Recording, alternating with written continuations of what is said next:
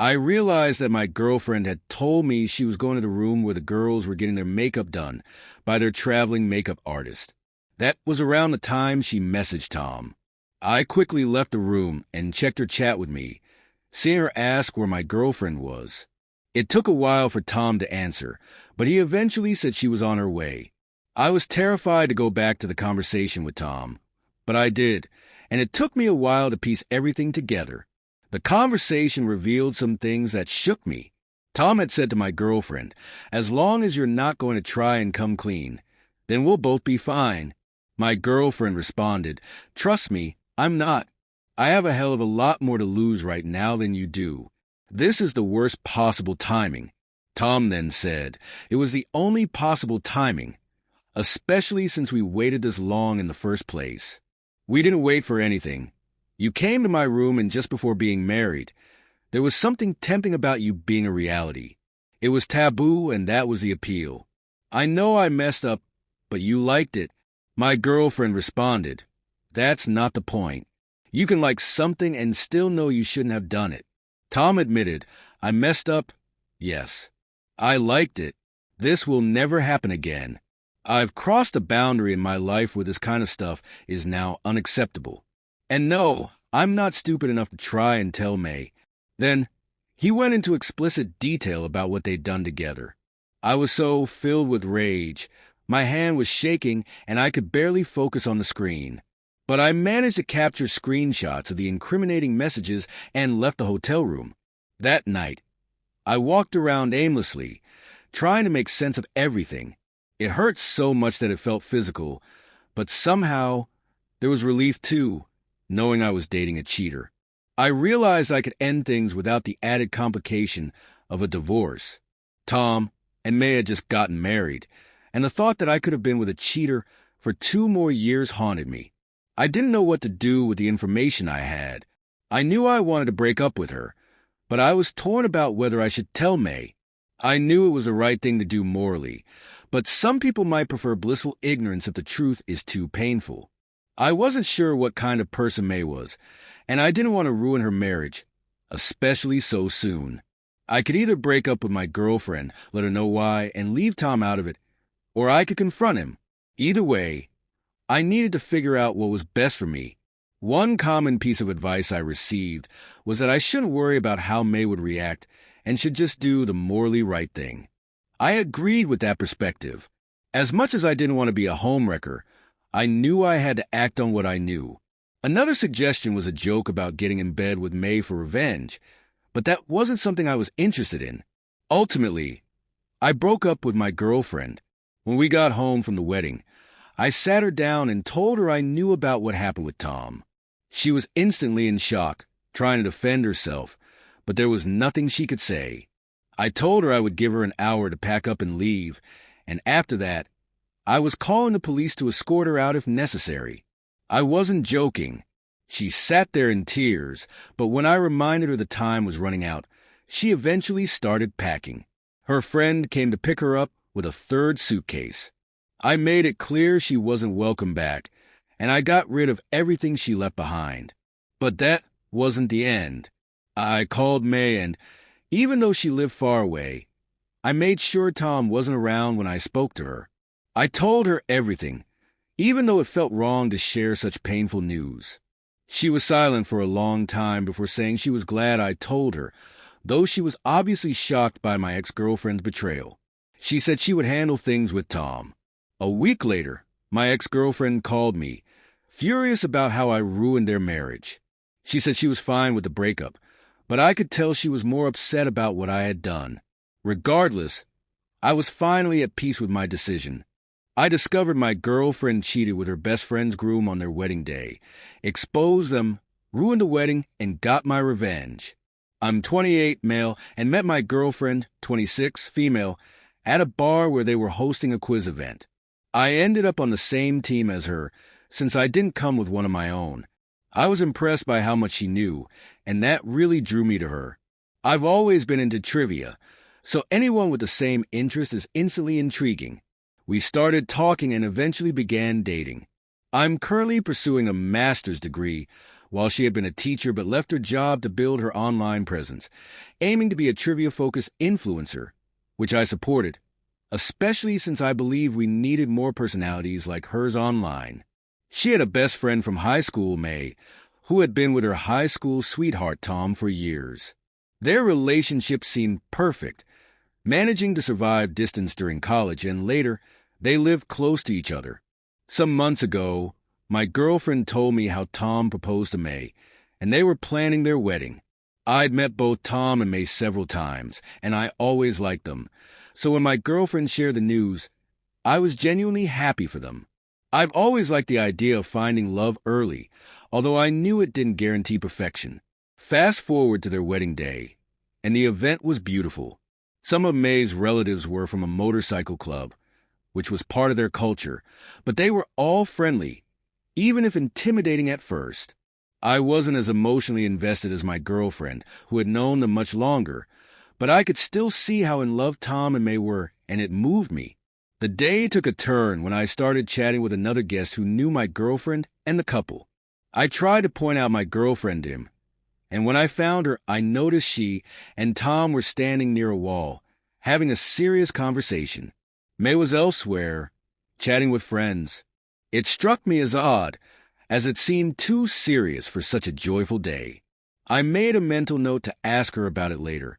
When we returned to our hotel room, I did. She dismissed it as nothing, which only heightened my suspicions.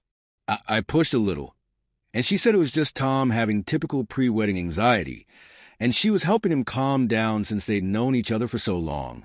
Her answer was convincing at first, but I couldn't shake the feeling that there was more to it. I wondered why it wasn't one of the groomsmen helping with that, and why it felt more like an exchange than just her offering him comfort. I noticed after that she was always on her phone, messaging someone, and her expression would become more serious every time. I started to feel like there was something she wasn't telling me, but cheating wasn't my immediate suspicion. I thought maybe Tom had shared something deeply personal with her that she promised to keep a secret, but I needed to know for sure. So, I decided to check her phone. I'd done it before, twice, when I felt like something was off, but I hadn't found anything that warranted concern. This time felt different, so when she fell asleep, I grabbed her phone. Most of her messages were to Tom, especially from later in the evening. I scrolled back to the start of the day and found a message from her saying, "Can I come around?" followed by his response with an eyes emoji and a yes. From there, the messages continued throughout the evening, and what I found shattered everything. I didn't need to ruin a new marriage, but she insisted I had no reason to interfere since I didn't know the two of them that well. She'd chosen to end things immediately, and I just laughed and hung up on her. It was pretty amusing that she was trying to act morally upstanding. The next step was exposing her on social media. Rather than doing it myself, I hired someone cheap to do the work. I gave him the full story, including our conversations, and he went to work on her social media pages. Apparently, she couldn't post a new video without this person showing up in her comments. Every time he got blocked, he'd switch to another account. It caused a lot of buzz among her fans until she had to disable comments on all her posts. About 2 weeks later, she stopped posting altogether. Normally, she'd post about 5 times a week, so it's strange she's been silent. Something about that makes me happy. She might be trying to wait it out, but I'll be back when she tries to bounce back. The internet never forgets. Here's the funniest part. When May told her relatives that the marriage was over, they were understandably curious about why. She made it clear what happened. May, apparently a sweetheart, is adored by a lot of her aunts, uncles, and cousins, and her biker relatives caused quite a scene at Tom's house. According to May, they roughed him up a bit. But the best part for me is that they also showed up at my ex's house. I'm not sure how they got her address, but they did.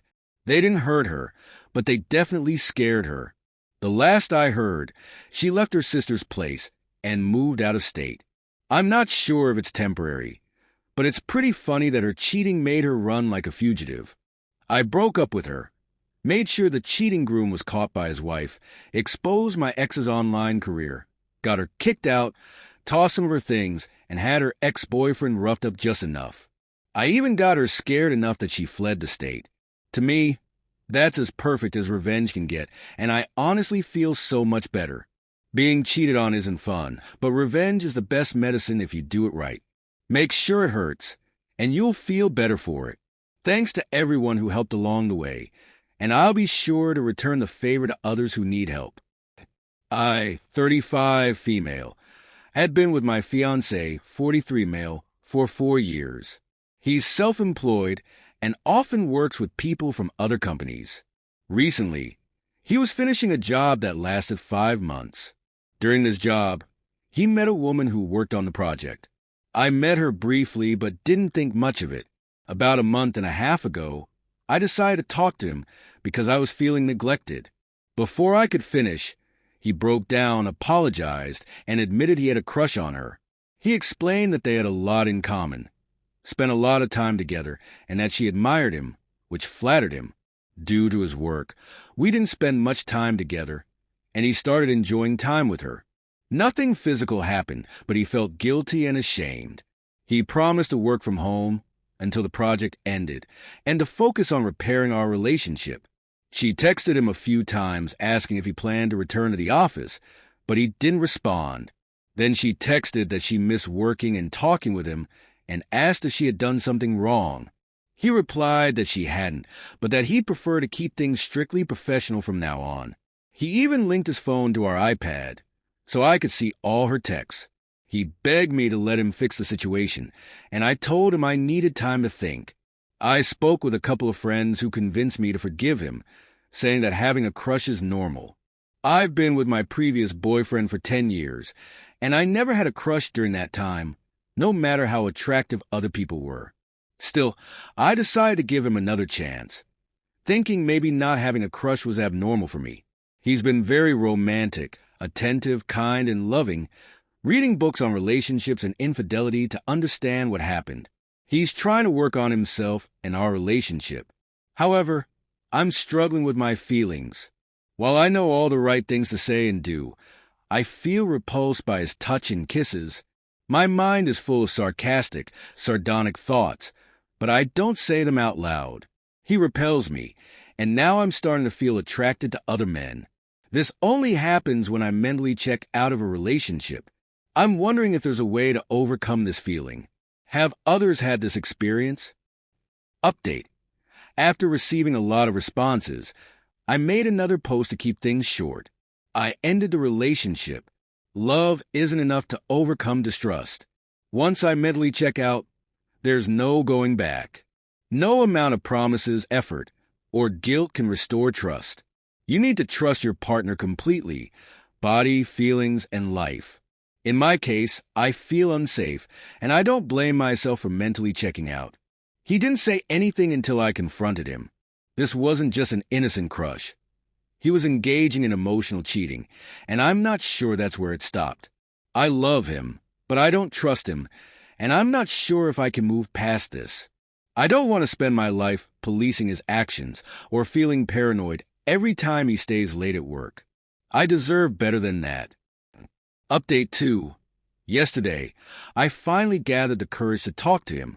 I asked him not to interrupt until I finished. I told him everything that had been on my mind since discovering my distrust, disgust, and loss of respect for him. I stayed calm and didn't hurl insults. I told him that what he did was emotional cheating, and that I wasn't convinced that's where it ended. I appreciated his efforts to read relationship books and improve, but it wasn't enough to save our relationship. I'm done. He begged for another chance and offered to attend couples therapy. He promised to attend individual therapy as well. He told me he loved me and admitted he messed up, saying he didn't deserve me, but would spend the rest of his life making it up to me. I told him his words weren't enough and would never be again. I started packing my things, and he followed me around the apartment, crying and making promises. Before I left, he asked if I'd reconsider if he proved himself. I told him I didn't see that happening. I wished him well, but it wasn't going to be with me. I'm staying with a friend now while looking for an apartment. He sent me flowers at work with an "I love you" card. I threw them away but didn't want to cause a scene at work. I've received 3 emails from him, pouring his heart out, but I haven't responded and don't plan to. I haven't blocked him either. I'm so angry, hurt, and depressed. I feel like I could burn the whole world down with my anger. I don't know how I'll ever trust anyone again. My family has a history of infidelity. My grandfather cheated on my grandmother. My father cheated on my mother, and my uncles cheated on their wives. All of them had children outside their marriages. I worked so hard to earn trust, and he shattered it. I don't think I could survive going through this again. How do I